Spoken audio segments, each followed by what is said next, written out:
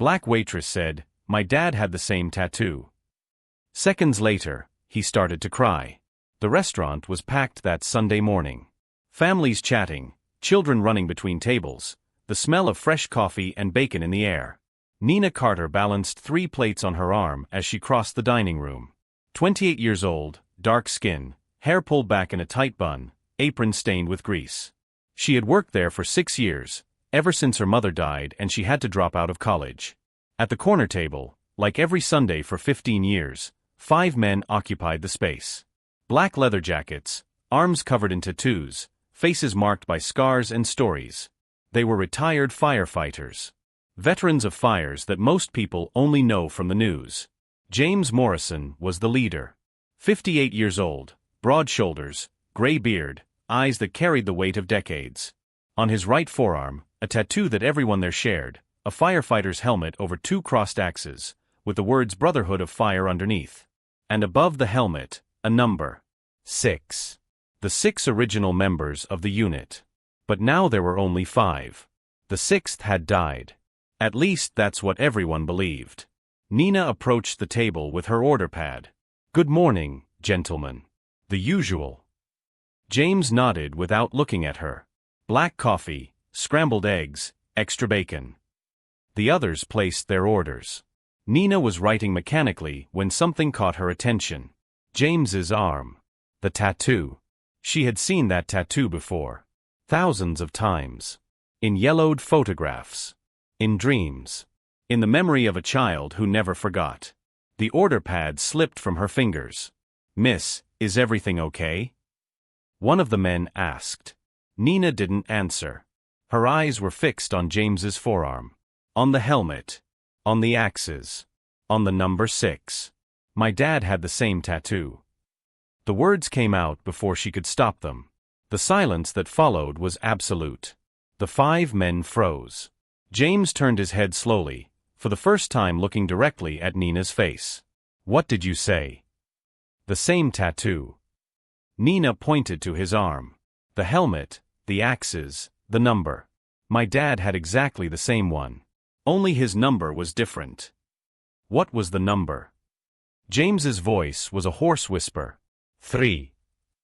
James's coffee cup fell from the table and shattered on the floor. No one moved to clean it up. "What was your father's name?" Nina swallowed hard. It had been years since she had spoken that name out loud. David. David Carter. But everyone called him Ghost. James felt the air leave his lungs. Ghost. David Ghost Carter. The 3rd member. The brother who had disappeared 18 years ago without a trace. Without explanation. Without goodbye. Ghost is dead. James could barely pronounce the words. Nina shook her head. "I don't know. He disappeared when I was 10 years old. One night he was at home, the next morning he was gone. He never came back." The other firefighters exchanged glances.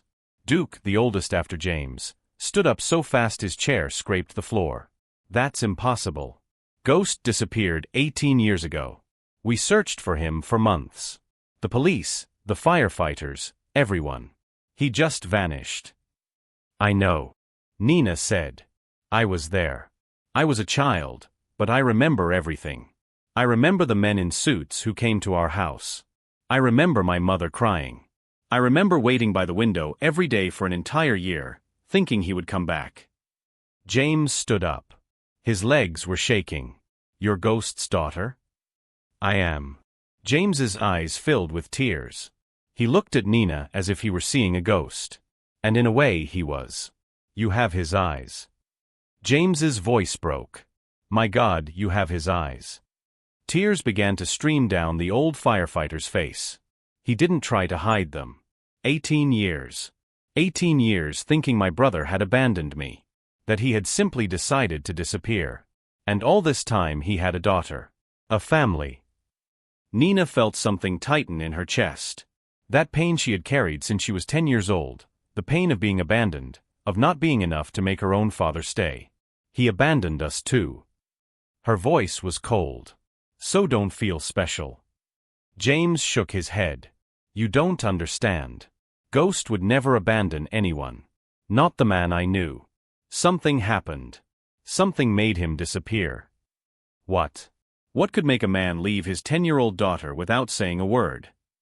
James had no answer. But what no one in that restaurant knew yet was that David Ghost Carter hadn't simply disappeared. He had been forced to disappear. And the reason was sitting at that very table, hidden for 18 years in the heart of one of the men Nina had just met. If you're enjoying this story, subscribe to the channel now. Because what Nina is about to discover about her father's disappearance will change everything she thought she knew about her own life. James pulled out a chair and motioned for Nina to sit. Please. I need to know everything. Nina looked at the restaurant manager, who was watching the scene from afar with his arms crossed. She knew she should be working, but something in those teary eyes made her sit down. What do you want to know? Everything. From the beginning. Nina took a deep breath. It had been years since she had talked about this with anyone. My father was a firefighter. The best, according to my mother. He loved the job, loved the team, loved that stupid tattoo you all have. He showed it to everyone. The men at the table exchanged glances. Tank, a huge black man with burn scars on his neck, discreetly wiped his eyes. Ghost was the best of all of us, he said. He went into places where no one else had the courage to go. Nina continued. When I was 10 years old, things started to change. My father became strange. Nervous. He who used to sleep like a rock started waking up in the middle of the night, walking around the house, looking out the window as if he was expecting someone. James frowned. When exactly did this start? About 3 weeks before he disappeared. I remember because it was right after my mother's birthday. October 2006. Duke murmured. Nina nodded. So you remember. How could I forget? Duke lowered his eyes. It was the month of the fire. The silence that followed was heavy. Nina realized she had touched on something important. What fire? James and Duke exchanged a look. There was something there, a silent communication that Nina couldn't decipher. A warehouse in the industrial district. James finally said. Caught fire in the middle of the night. It was supposed to be a simple operation, but when we arrived, we discovered there were people trapped inside. Illegal workers. Tank completed. Immigrants who were sleeping hidden in the basement. No one knew they were there. Ghost was the first to go in. James continued. As always. He pulled 12 people out of there before the roof collapsed. Nina felt a tightness in her chest. She knew her father's courage, but she had never heard this story. And then. James hesitated. Then we discovered that the fire wasn't accidental. It was arson. Someone had set it on purpose, knowing there were people inside. Who? Silence was the answer. Nina looked from face to face. There was something they weren't telling her. Who set the fire? Duke opened his mouth to speak, but James interrupted him. They never found out. The case was closed for lack of evidence. Nina noticed the lie. She noticed it in the way Duke looked away. In the way Tank clenched his fists. In the way James spoke too quickly. You know who it was. It wasn't a question. James held her gaze. Your father knew. And 3 weeks later, he disappeared. The restaurant manager approached the table. Nina, you have other tables waiting. Give me 5 minutes, Carl. I gave you 20. Either you get back to work or you leave. James stood up and took out his wallet. He placed $500 bills in the manager's hand. She's busy for the rest of the day. That covers her wages and any losses you might have. Carl looked at the money, then at James, then at Nina. All right. But tomorrow she's back on her regular schedule. When the manager walked away, Nina looked at James with surprise. You didn't have to do that. Yes, I did. I have a debt to your father that I'll never be able to repay. The least I can do is listen to his daughter. Nina felt her eyes sting, but she didn't let the tears fall. My mother never got over it. She waited for him until her last day. She died of cancer 6 years ago, but I know what really killed her was the waiting. Tank lowered his head. We looked for him, Nina. 4 months. We called every hospital, every morgue, every police station in the state. Nothing. It was like he had turned into smoke. Is that why they called him Ghost? James shook his head. No. They called him Ghost because he could get in and out of anywhere without being seen. In fires, he would appear where no one expected. He saved people everyone had already given up on. Nina remembered something. A memory she had buried deep. The night before he disappeared, he came into my room. I was almost asleep, but I remember. He knelt beside my bed and said, "No matter what happens, I will always love you. And one day you'll understand why I did what I did." The entire table fell silent. I thought he was just being dramatic. My father was always kind of intense. But the next morning, he was gone. James felt a chill run down his spine. He knew. He knew he was leaving. But why? What did he know that was so serious that he would abandon his own family? Duke stood up abruptly. "I need some air." He walked toward the restaurant exit. The other firefighters watched in silence. Nina noticed something was wrong. "What's with him?" James didn't answer immediately.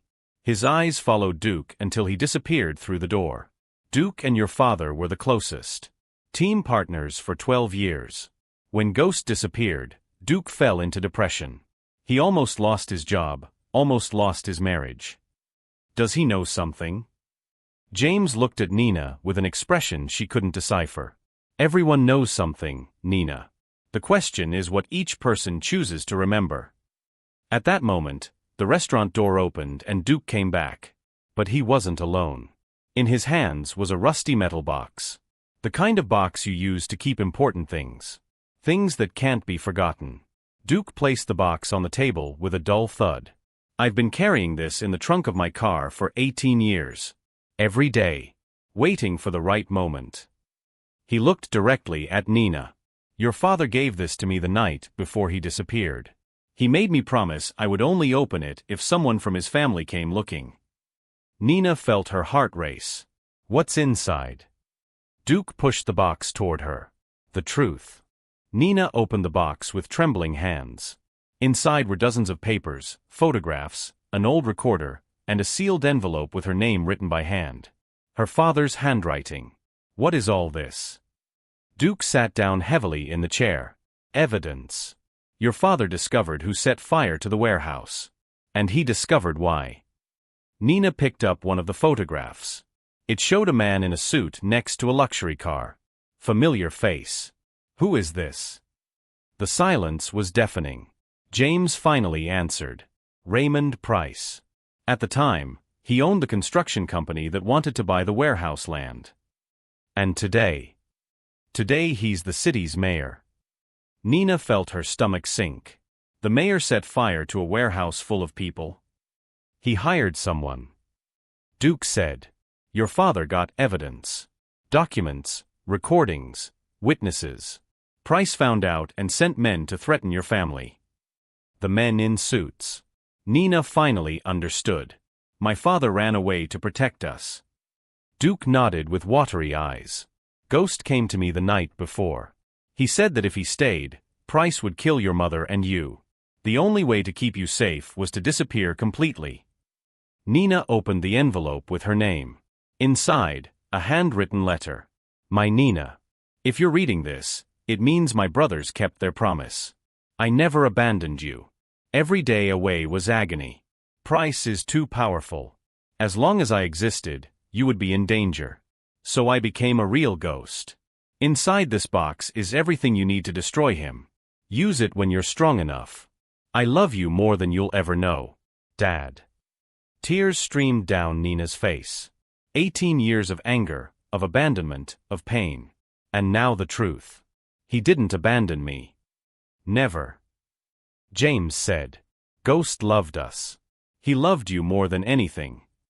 Tank picked up the recorder and pressed play. Raymond Price's voice filled the room, clear as crystal, ordering the fire, mentioning the immigrants, saying that accidents happen. "With this, he's finished." Tank said. Nina wiped her eyes. 18 years. This monster was mayor for 3 terms while my father lived in hiding and my mother died of sadness. She stood up. "Where can I find Raymond Price?"